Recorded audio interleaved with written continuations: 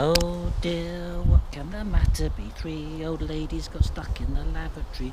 They were there from Monday till Saturday. Nobody knew they were there. This might seem like a funny subject to make a video about, but if we're a big protest, you'll be likely to be miles away from home in a random chaotic situation. But worse than that is, the police can sometimes kettle you, which means they'll surround the protest with police officers and they won't let you go for maybe 4 or 6 hours. There'll be no water, no toilet facilities. But with a bit of preparation, I find I can easily go 12 hours without needing a wee. And if you eat the right sorts of foods, you can go for 24 hours. Let me get a way to demonstrate. You can easily go for 24 hours without needing a poo. And when you do, so do this with chocolate Maltesers, in case you're worried. Really, a small handful of marbles once every 24 hours, and even then it's optional. So, in this video, I'm going to look at the preparation before you go on a protest, what to do on the day, and what to do if you're kettled. So, number 1, nappies. They're £8 for 12 in boots. They're the biggest size you can get, and you can wear them under your clothes without them showing up. These are for men. You can get ones for women as well.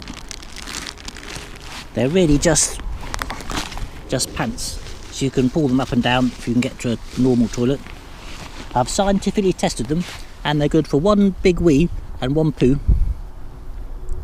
After that though, you have to get somewhere to clean yourself up, which means a disabled toilet or a nappy changing area.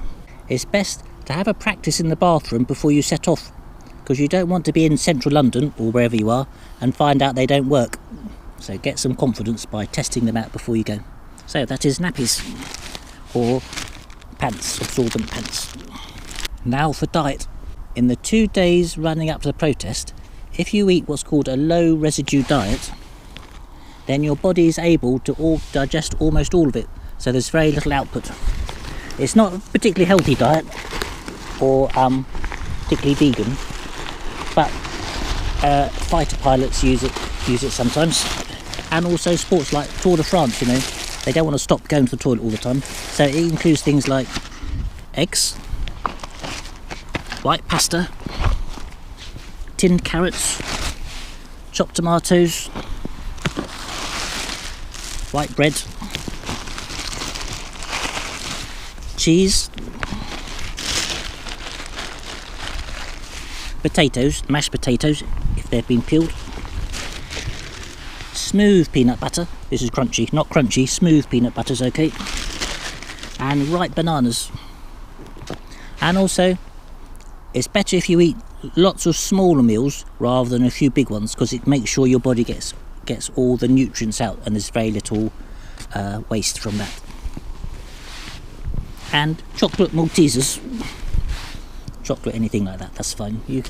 I'll put a link in the video description so you can look it up. I've never locked on myself, but after a protest, people who have locked on have come back to my house and I've said, do you want to have a shower? I said, no, they're fine. So it can work, although I get the impression that people who lock on don't eat very much, like late afternoon or the evening before, which seems very arduous to me. So I keep eating, but just all this low residue diet. I don't know whether this is true or not, but people tell me sometimes if protesters are locked on for a long length of time and they've used their nappy, then a fellow protester will change the nappy for them. Is that true? If you know this is a thing, put a comment down, because it seems quite a personal service to provide, but still, you've got to save the world somehow. The next thing is what you drink, and I find on the night before a protest, I drink and drink and drink. I'm up all night weeing, but that next day, I wake up, I just have a mouthful of water to refresh my mouth, and then I won't need to drink anything else, probably for the rest of the day. And traditionally people say, oh well, you must be making regular visits to the toilet, and when you do, you must have, a good colour urine, straw coloured urine. But I heard a radio programme a couple of weeks ago. It's all a bit of a myth. I'll put a link to that as well. But basically, you only need to drink, this is a bit of a secret, you only need to drink if you're thirsty. So if you drank lots the night before, Providing it's not too hot, I'm able to go all day without drinking. And also in the past I've cycled 20 miles to a protest, been at the protest, cycled 20 miles back again and didn't need to drink anything at all. So it is possible, but don't take my advice. I'm not a medical professional.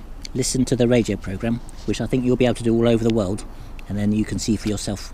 On the day itself, I do take plenty of water and sandwiches, cheese sandwiches and white bread, but I tend not to eat them until after the protest's over and I'm on my way home on the train or wherever, so you can use the toilet. So it's a bit arduous, isn't it? No drinking, no eating for that day. But it turns out if you don't eat for a day, you don't starve to death. At least it hasn't happened to me. On the day, I'm going to use the example of London, but I'm guessing the same advice would be good for all protests. In London, some of the public toilets you can use using credit cards, 20p. Please present your authorizing.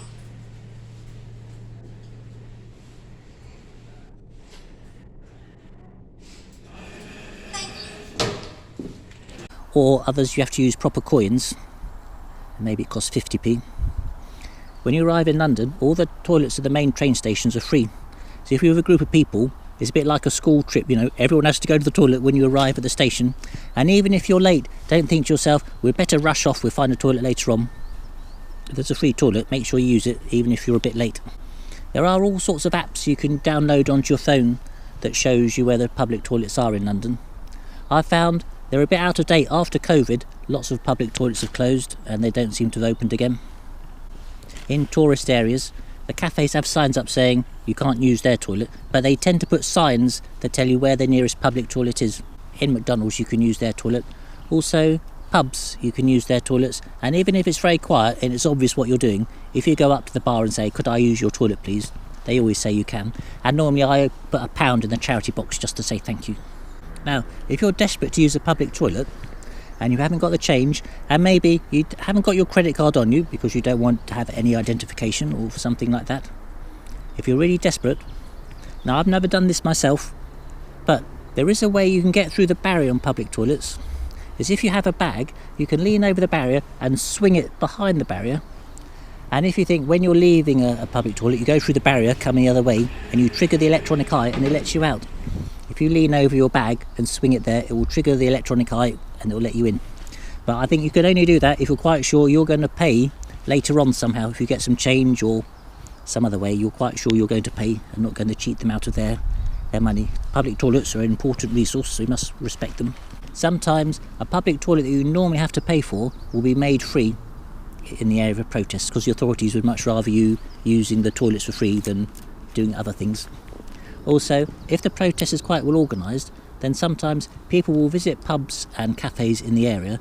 They'll explain to them a protest is going to take place, can people use their toilets, and they'll find some places that are friendly towards the protesters, and then they will advertise which pubs and cafes they are on a Telegram group. And XR and I suppose other protest movements, they have what's called a broadcast Telegram group. I think it's called, I'll put a link to it in the description, it's something like Rebellion Broadcast, and they will tell you what toilets are free and other useful information about the protest, so it's worth joining that. The police will go into the pubs and cafes and they'll ask them to stop letting the protesters use them, because the police sometimes want to make things a bit more difficult to discourage people from the protest.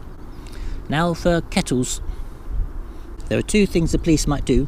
They can either do a cordon, which is where the police will let you go out of an area but they won't let you go back in, or they'll do what's called a kettle, and that's where no one's allowed in or out. And if you're in the kettle, you're a bit stuck, even if you're not part of the protest, if you're staying in the kettle. So I've got here some legal information and also some practical experience that people have had that might be useful to know. So here's an experience. This wasn't an Extinction Rebellion protest, but an experience some other people had. At 7:30, the police cordoned off the area around the young protesters. They then surrounded them with riot vans and riot shields and pinned them in from every side. These protests had not attacked anyone, were not carrying weapons. Most of them still had to make it home for dinner. Instead, they spent that evening face to face with riot police and had no access to toilet facilities or food for 6 hours. Now here is some information about the police procedures, and it's from an organisation called Netpol. The Metropolitan Police deploy containment managers senior police officers responsible for deciding the duration of the kettle and how people will be dispersed. Containment managers also draw up a release plan to allow vulnerable or distressed persons or those inadvertently caught up in the police containment area to exit. They are also responsible for providing essential services such as toilets and water. Now here's the key phrase, where this is necessary and practicable. So 4 to 6 hours it might be before they provide any toilet facilities. And it goes on to say, toilet facilities may not be provided at all, and if they are, may be inadequate. In such circumstances, police may want to consider making a formal complaint or taking legal advice regarding civil action. So here's a bit more advice, and this is from an organisation called blackprotestlaw.org.